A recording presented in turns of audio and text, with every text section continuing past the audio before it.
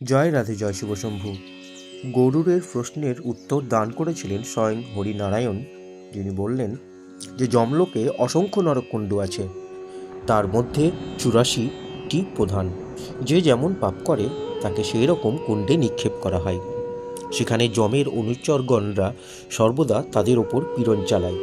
কাউকে আগুনে পোড়ানো হচ্ছে, কারো মাথায় মুগুর দিয়ে বেধড়ক মার দেওয়া হচ্ছে, কারো দেহ করাত দিয়ে কাটা হচ্ছে, হিংস্র কুকুর বা বাঘকে দিয়ে কাউকে খাওয়ানো হচ্ছে, কারো বা জীব ছেড়ে নেওয়া হচ্ছে। সকলেই নরক যন্ত্রণা ভোগ করছে। চিৎকার, চেঁচামেচি, ত্রাহি ত্রাহি রব। কিন্তু এই যন্ত্রণা থেকে রেহাই পায় না সে।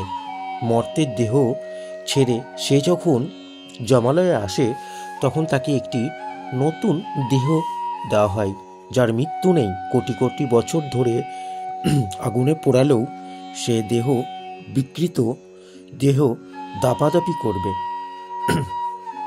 পাপীর একদিন নরক যন্ত্রণা ভোগের পর মনে করে 100 বছর কেটে গেছে। এরপর অবশিষ্ট কর্মভোগের জন্য তাকে আবার পাঠানো হয় পৃথিবীতে। নানান যোনি ঘুরে জন্ম লাভ করেন। কেউ মনুষ্য যোনি লাভ করেন, কেউ বা কীট বা কৃমি হয়, কেউ বা জীবজন্তুর যোনিতে জন্ম নেয়। কর্ম অনুসারে তারা হয় কালা, বোবা, খোড়া, পঙ্গু, অন্ধ, তোতলা, আবার কুষ্ঠরোগী। তারপরে শূদ্র, বৈশ্য, ক্ষত্রিয় ও পরে ব্রাহ্মণ যোনি আসে। এইভাবে ধীরে ধীরে নিকৃষ্ট যোনি থেকে উচ্চ যোনি লাভ করে, একসময় দেবত্ব অর্জন করে।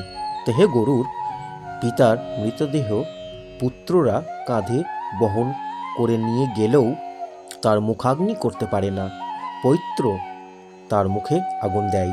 তিল, দুর্বা সহ সব মাটিতে রাখলে সেই বাড়ি ঋতুবতী হয়। মুখে মধ্যে পঞ্চরত্ন রাখলে জীবের প্রবাহ হবে। ঋতুপুষ্প নাশে গর্ভধারণ না হলে বংশ নির্বংশ হয় জানবে। বংশনাশে পৃথিবীতে আবার টান অনুভব করে, ফলে পুনরায় জন্ম নিয়ে ফিরে আসতে হয়। মাটিতে গোবর লেপন করে কুশ, তিল ও তুলসী দিয়ে তার উপরে রোগীকে শোয়াতে হয়।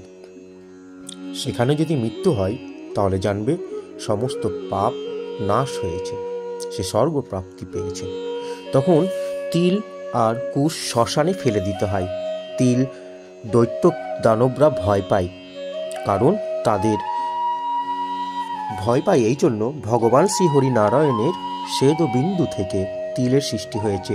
সাদা ও কালো 2 রকম তিল আছে।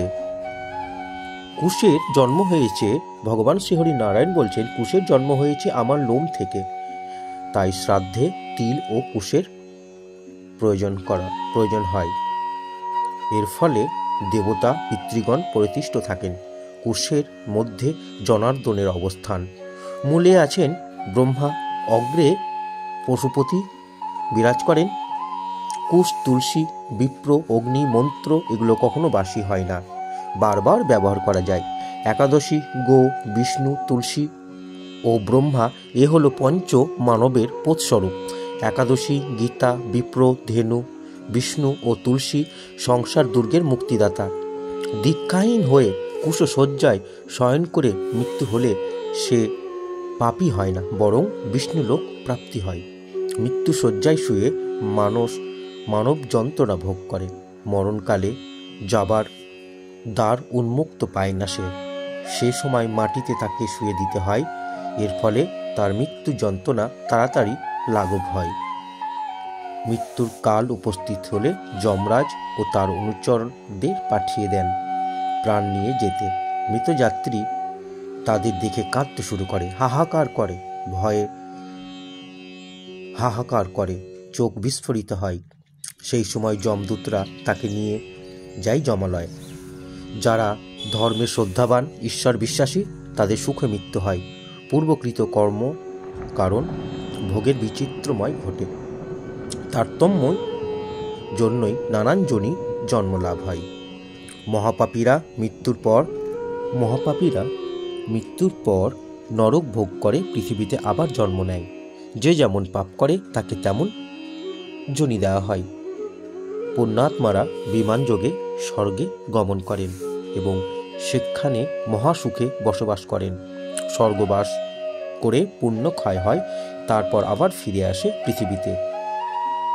রাজা অথবা সাধুকুলে জন্ম নেয়। জন্মালেই মৃত্যু অনিবার্য, এটাই কালের নিয়ম। পাপী অধোগতি লাভ করে, পুণ্যাত্মারা ঊর্ধ্বগতি লাভ করে। জীব তাই ইন্দ্রিয় সমূহের সাথে এ দেহে থেকে অন্য দেহ যাতায়াত করে, কিন্তু এ দেহের বায়ু, পিত্ত, শ্লেষ্মা, পুরাদি শরীর সৃষ্টি সকল ব্যাধি, সপ্তধাতু, মেদ, মাংস, অস্থি দেহের সঙ্গে বিলীন হয়ে। হে বিনাতনন্দন, এই হলো জীবের জন্ম ও মৃত্যুর বর্ণনা। জয় রাধে, জয় শিব শম্ভু। ভালো থাকুন, সুস্থ থাকুন।